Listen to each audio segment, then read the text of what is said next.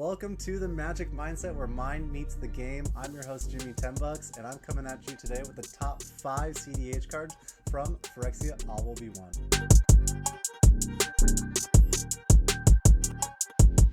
Set has been with us for about a month now, and given Hasbro's track record, that's like a year. So there's a lot of conclusions that we can make on these cards already, and I'm excited to give this list to you guys. The first card on our list at spot number 5 is the Myconsyth Gardens. This land is not particularly seeing a lot of cEDH play yet, but I can see a lot of potential for it in the future. First thing that people probably think of is copying your mana crypts, your soul rings for some mana advantage, and that is very useful. In addition to that, you can copy things like your Esper Sentinels to get more card advantage, or you can copy even relevant stacks pieces on the verge of destruction from your opponents in order to stop win attempts. I think Wizards have been releasing a lot of artifact synergies lately that have been very interesting, not necessarily relevant yet, but I think could see a lot of play in the future.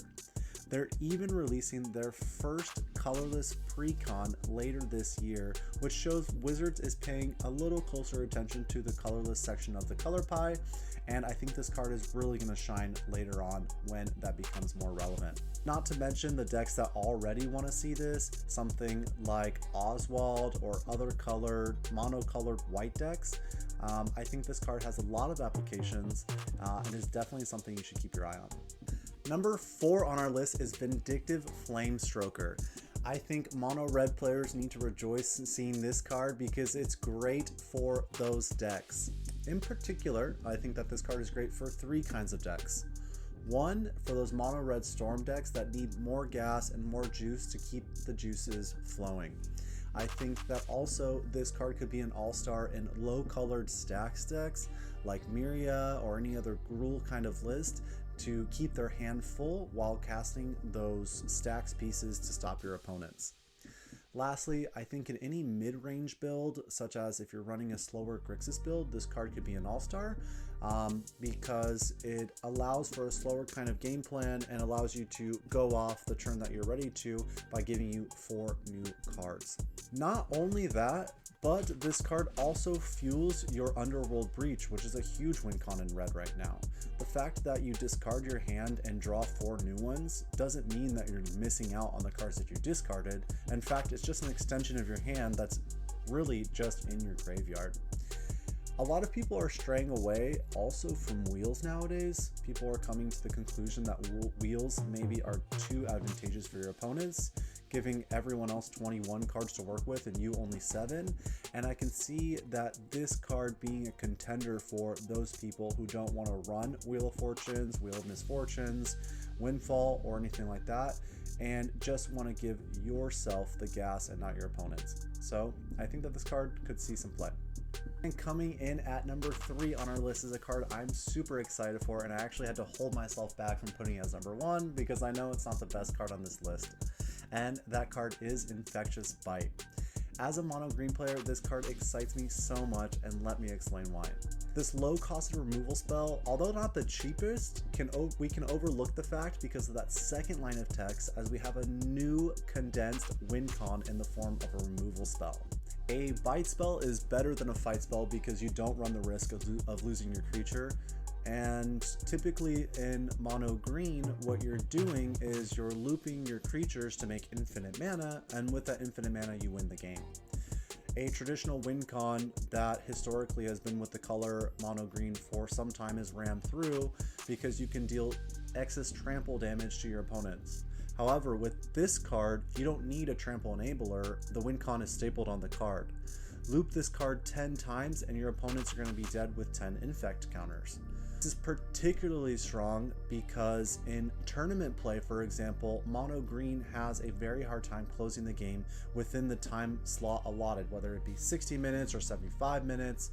And this card can really facilitate a quick win for them. So I think that this card is very strong. It's a new win con for mono green decks, and it's already putting work in the decks that I've been playing it in. Coming in at number 2 on our list is Mercurial Spelldancer. This is a mid-range all-star, being 2 mana, unblockable, and when it deals combat damage to a player, it gets 2 oil counters.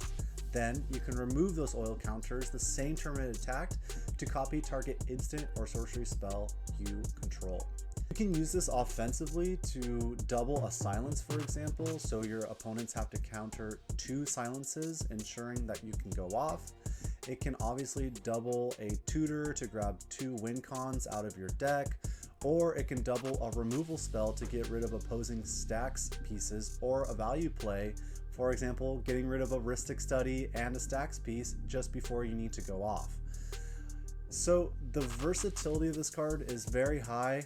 I understand it's not for every list, especially lists that want to go fast, but the list it goes in is going to be really good in those lists.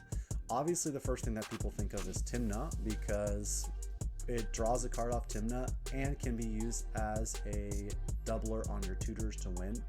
But I think that it can also find a home in those mono blue decks, in Simic decks, low colored blue decks, which want a slower and more controlled game overall anyway.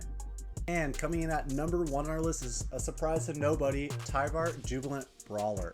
This 3-mana Golgari Planeswalker is going to see a home not only in Golgari decks, and I am so excited to see the applications. First of all of its abilities are relevant. Giving pseudo haste to your creatures is very strong, especially if you're pumping out mana dorks. It's almost like an Earthcraft effect, which can be super strong. And not only that, it leads me to his second ability, his plus ability, which allows you to untap a target creature so you can use the mana ability again, or another value piece that you have on board, which I think is very strong. Even if you have Tyvar out, you get your Hermit Druid out, tap your Hermit Druid, then use your Tyvar's last ability, which says mill 3 cards and return a creature with CMC 2 from the graveyard to the battlefield. That's his Oracle, and you win the game. It's insane. I think this card is absolutely an all-star. I think that it is giving power to decks or color pies, which really needed it in the past, and have been falling behind, such as Sultai, Asban, and Golgari. So this card I'm very excited about. I don't have a current deck that I'm looking to play it in, but I'm definitely excited, and I'm looking into the Sultai color pie, and this card is definitely going to go into it. And that's my top 5. Do you agree? Do you disagree? Leave a comment below to spark a discussion.